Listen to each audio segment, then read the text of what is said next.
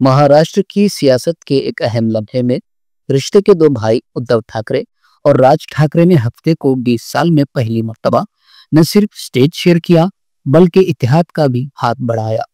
तीन जुबानों की पॉलिसी पर हुकूमती अहकामात की वापसी के मौके पर फतेह रैली मुनक्कद की गई, जिसमें शिवसेना और महाराष्ट्र नवनिर्माण सेना के आला रहनुमाओं ने शिरकत करके महाराष्ट्र की सियासत में हलचल मचा दी।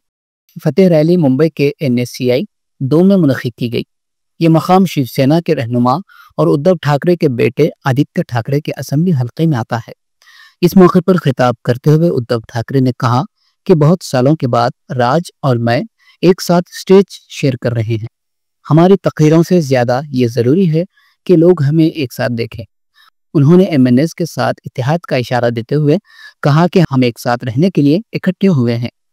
उन्होंने कहा कि जब मैं महाराष्ट्र का वजीर आला था तो मैंने मराठी जुबान के फरोग के लिए बहुत काम किया और मुझे इस पर फख्र है। उन्होंने बीजेपी पर तकसीम करो और हुकूमत करो की पॉलिसी पर अमल करने का इल्जाम लगाया।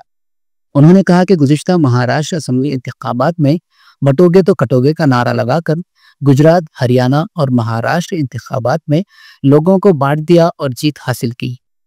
शिवसेना UBT के सुप्रीमो ने वजीर आजम नरेंद्र मोदी पर हमला करते हुए कहा कि महाराष्ट्र में किसान मुसीबत में है। वजीर आजम मुख्तलिफ ममालिक से मिलने वाले इनामात की नुमाइश कर रहे हैं। रैली से खिताब करते हुए महाराष्ट्र नवनिर्माण सेना के सरबराह राज ठाकरे ने वजीर आला देवेंद्र फडणवीस और भारतीय जनता पार्टी को निशाना बनाया। राज ठाकरे ने कहा कि इन्हें और इनके भाई उद्धव ठाकरे को साथ लाकर वजीर आला फडणवीस ने वो काम किया जो बाला साहब ठाकरे नहीं कर सके।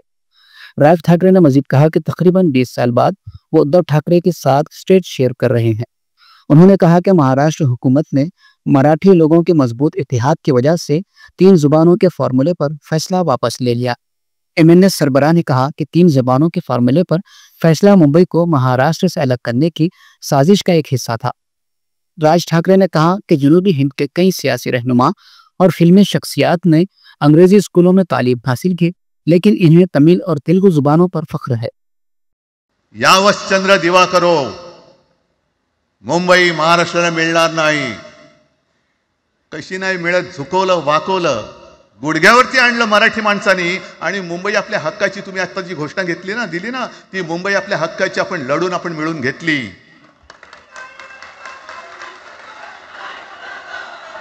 कशासाठी हा सगळा तुम्ही घोळ घालतात? पण याच्या मागे मी जे माझ्या डोक्यात जो एक विचार आहे पटतं की नाही बघा, हे यांचं सध्या जे काय चालू आहे, म्हणजे आधी आपल्याला सुद्धा वाटलं होतं, कारण तेव्हा काश्मीरमध्ये 370 कलम होतं, ते हटवण्यासाठी शिवसेनेने पाठिंबा दिला आणि तेव्हा यांनी घोषणा दिली होती, एक निशाण, एक प्रधान, एक विधान। बरोबर आहे, देश एक असला पाहिजे, संविधान एक असला पाहिजे, निशाण सुद्धा एकच, तो आपला तिरंगा असला पाहिजे। भाजपचं भांडी पुसायचं फडकं असतं कामा नये।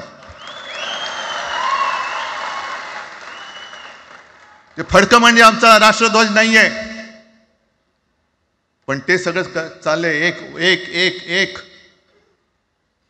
त्याच्यानंतर आता नवीन एक टुमणं काढलं, 1 नेशन 1 इलेक्शन, म्हणजे हळुवारपणाने हे सगळं काही एक एक एक करत हिंदी, हिंदू, हिंदुस्तान, हिंदू आणि हिंदुस्तान मान्य आहे, पण हिंदीची सक्ती आम्हाला मान्य नाही। तुम्ही किती कमिट्या करा, हिंदीची सक्ती तुमचे 7 पिढ्या उतरल्या तरी आम्ही लावू देत नाही।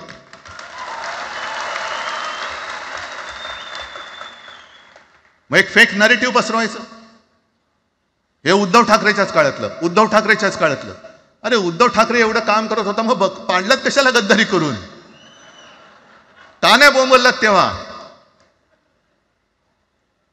पण मी अभिमानाने सांगेन, माझ्या मंत्रिमंडळातले सहकारी इकडे बसले, जितेंद्र आव्हाड आहेत, आणखीन कोणी असतील, मी मुख्यमंत्री असताना महाराष्ट्रामध्ये मी मराठीची सक्ती केली होती आणि केलीच, ज्याचा मला अभिमान आहे। काय केलं त्याचं तुम्ही? मराठी भाषा महाराष्ट्रामध्ये सक्तीची करावी लागते, लागली, का करावी लागली? कोण आहेत आमच्या मराठीचे दुश्मन, कोण आहेत? पण महाराष्ट्रामध्ये मराठीची सक्ती केल्यानंतर सुद्धा काही लोक कोर्टामध्ये गेले, ती गुंडगिरी नाही होत। पण आत्ता कोणतरी एक तो भेडिया काय भेडी असतं त्याचं नाव,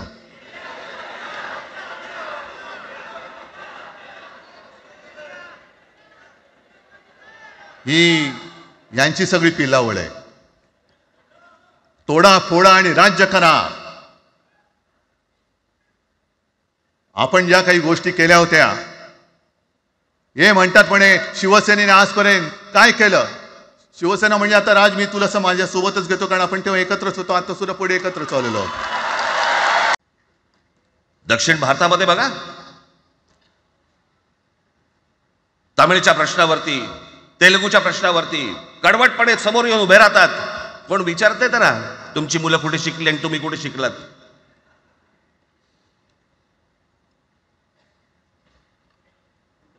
उद्या मी हिब्रू भाषेत शिकीन आणि मराठीपणाचा कडवट अभिमान बाळगीन. काय प्रॉब्लेम आहे?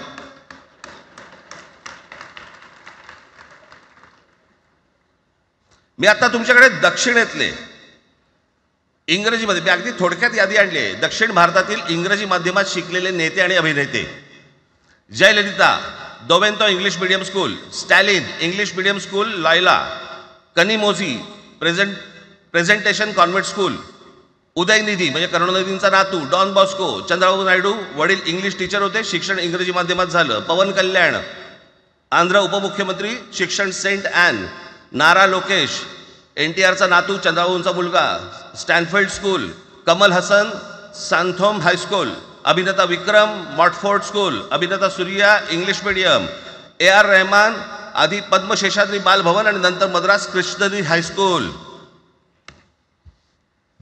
परवा दिवशीचा एक प्रसंग सांगतो. एका व्यासपीठावरती तामिळनाडूमध्ये AR रहमान व्यासपीठावरती उभे होते, काहीतरी कार्यक्रम होता, त्या बाई तामिळमध्ये बोलत होत्या. अचानक ती बाई हिंदीत बोलायला लागली. त्याच्यावरती रहमानने तिच्याकडे असं बघितलं, बोलला हिंदी, आणि व्यासपीठावरनं खाली उतरला.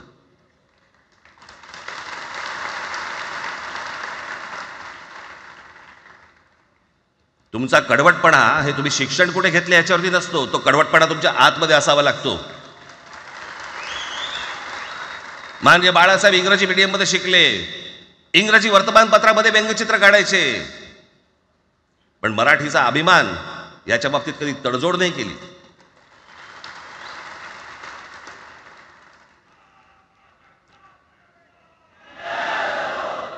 म्हणे एक भाषा म्हणे सगळ्यांनाच बांधून ठेवते. कुठची एक भाषा? आजपर्यंत काय वाकडं झालं? म्हणजे आपल्या संरक्षण खात्यामध्ये घ्या, आपल्या संरक्षण खात्यामध्ये जेवढी रेजिमेंट्स आहेत, मी फक्त तुम्हाला नावं वाचून दाखवतो. मद्रास रेजिमेंट आहे, राजपुताना रायफल्स आहे, राजपूत रेजिमेंट आहे, डोगरा रेजिमेंट आहे, सीख रेजिमेंट आहे, जाट रेजिमेंट आहे, पॅराशूट रेजिमेंट आहे, पंजाब रेजिमेंट आहे, ग्रेनेडियर्स आहेत, सीख लाईट इन्फंट्री आहे, मराठा लाईट इन्फंट्री आहे, गढवाल रायफल्स आहे, कुमाऊ रेजिमेंट आहे, आसाम रेजिमेंट आहे, बिहार रेजिमेंट आहे, महार रेजिमेंट आहे, जम्मू काश्मीर रायफल्स आहे, जम्मू आणि काश्मीर लाईट इन्फंट्री आहे, नागा रेजिमेंट आहे, गोरखा रायफल्स आहे, गोरखा रायफल्स आहे, त्याच्यानंतर तुमचं लडाख स्काउट्स आहे, अरुणाचल स्काउट्स आहे, सिक्कीम स्काउट्स आहे. इतक्या राज्यांच्या आज आपल्या संरक्षण खात्यामध्ये लोक आहेत आणि इतक्या रेजिमेंट्स आहेत.